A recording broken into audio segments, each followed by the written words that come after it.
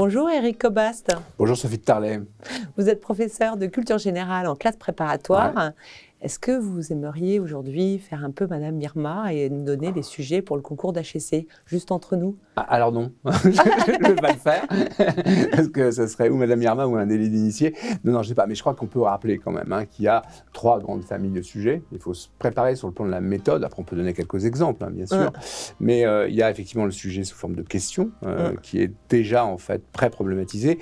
Alors, soit c'est une question avec effectivement une ouverture classique. Par exemple, je sais pas, j'ai pris quelques notes sur les sujets que j'ai donnés à mes étudiants cette année. Par exemple, peut-on aimer sans désirer?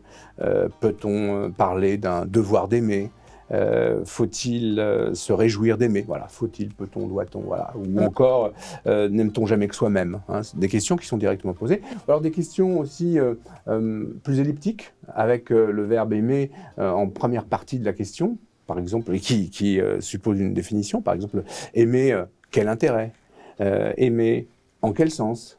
Aimer, est-ce agir? Voilà, ça c'est des sujets qui sont, on va dire, qui sont pas faciles quand même. Oui, c'est classique. Moi, ils ont travaillé toute l'année là-dessus quand même, donc faut quand même le dire. Alors après ça, il y a la deuxième grande catégorie qui sont des sujets qui sont inertes. Moi, j'appelle ça des sujets inertes avec les étudiants, c'est-à-dire qu'il n'y a pas de question, il y a un point, et il n'y a pas de problématique clairement donc discernable, et c'est à l'étudiant de travailler sur l'énoncé et de proposer sa lecture du sujet. Par exemple, là, encore une fois, c'est ce que j'ai fait subir à mes malheureux étudiants cette année, aimer sans raison, aimer à la folie, aimer l'inconnu, le bonheur d'aimer, aimer sans objet, aimer le mal, est-ce mal aimé? Voilà, oui, ce genre de choses. Et puis, troisième famille, et ça a déconcerté un grand nombre d'étudiants l'an dernier, puisqu'il y a eu donc un sujet de secours qui a été produit sur un des 3 banques, et c'était une citation. Et il y avait longtemps qu'il n'y avait pas eu de citation au concours, et on oublie souvent que cette possibilité est tout à fait envisageable. Et les étudiants ne sont pas toujours préparés à la méthodologie de la dissertation à partir d'une citation. C'est pensez-vous avec X que ceci ou cela. Par exemple, on pourrait avoir pensez-vous comme Saint-Augustin que, et on ouvre les guillemets, personne ne vit sans aimer, par exemple. Et donc là, évidemment, c'est un peu différent, puisqu'il faut vraiment entrer dans une formulation qui appartient à quelqu'un, la recontextualiser, bien clairement l'évaluer. Enfin voilà les 3 familles de sujets qui peuvent arriver. Et la méthode n'est pas tout à fait la même, et la difficulté n'est pas tout à fait la même. Mais dans les 3 cas, évidemment, tout est une question de lecture. Dans une émission antérieure, on évoquait que cette épreuve était une épreuve de rédaction, mais c'est avant d'être une épreuve de rédaction, une épreuve de lecture. Et au fond, moi j'ai l'habitude de dire à mes étudiants que c'est des concours qui vous demandent de savoir lire et écrire, en fait, pas beaucoup plus. Alors c'est un peu exagéré, par exemple, des choses comme ça. Et réfléchir aussi. Oui, et organiser aussi, peut-être sa réflexion. Alors les étudiants sont formés à ça, en fait.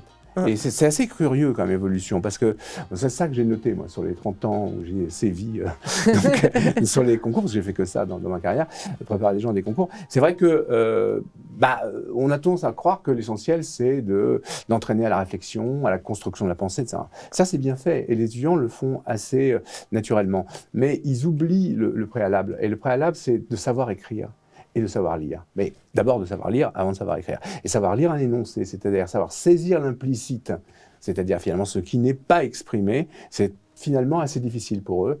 Or, c'est là où se loge le sens, c'est là où se loge la signification. C'est une preuve de finesse, finalement. Oui, l'implicite, l'idée que l'essentiel n'est jamais dit.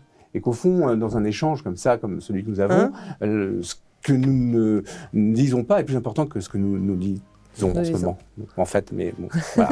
Non, mais c'est vrai. L'implicite, c'est ça, c'est l'analyse des sous-entendus. On disait autrefois les enjeux du sujet, les sous-entendus, l'implicite. Voilà. Est-ce qu'il y a des sujets, des types de sujets qui sont plus à la mode en ce moment, qui sont préférés des personnes qui créent les sujets? Moi, je crois que l'an dernier, les étudiants avaient été très déconcertés par le sujet qui était formulé de façon justement inerte, dire l'animal. C'était un sujet qui les avait étonnés. Et je crois que la tendance, quand même, sur ces concours-là, c'est quand même d'aller chercher des énoncés qui n'ont pas été balisés, et de façon à surprendre l'étudiant et voir avec lui finalement quelles sont ses capacités d'adaptation à quelque chose à quoi il n'a pas été entraîné. Parce que le vrai problème, c'est qu'il y a un thème qui est fixé donc, à l'année, qu'il y a des étudiants qui travaillent, il y a des collègues qui travaillent beaucoup, qui sont vraiment dévoués à leurs étudiants, donc les gens sont très bien préparés, et finalement le risque, c'est qu'ils récitent. C'est qu'ils s'installent dans de la restitution un peu mécanique, en apprenant par cœur. Vous voyez, des gens qui font commerce de ça, ils rédigent des paragraphes tout faits, tout cuits, comme ils disent, et il faut les apprendre par cœur, et puis comme ça, on les restituerait un peu comme des caplas ou des Legos. Donc c'est quand même à peu près la négation de l'intelligence, ça, hein, et c'est vraiment la négation même de l'épreuve. Ça, on ne veut pas le voir. Ça, il faut faire très attention à ça. C'est-à-dire qu'effectivement, on essaye de trouver des sujets qui vont un peu décaler l'étudiant par rapport à ses habitudes, puisque je vous rappelle quand même que ce sont des concours.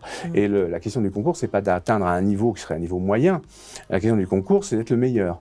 Donc, comment déterminer qui sont les meilleurs si on n'a pas effectivement quelque chose qui permet en quelque sorte d'étaler les notes, d'aller du plus haut au plus bas finalement. Et on espère que ceux qui nous écoutent auront d'excellentes notes. Merci beaucoup Éric Cobast et à très bientôt. Sophie. À bientôt.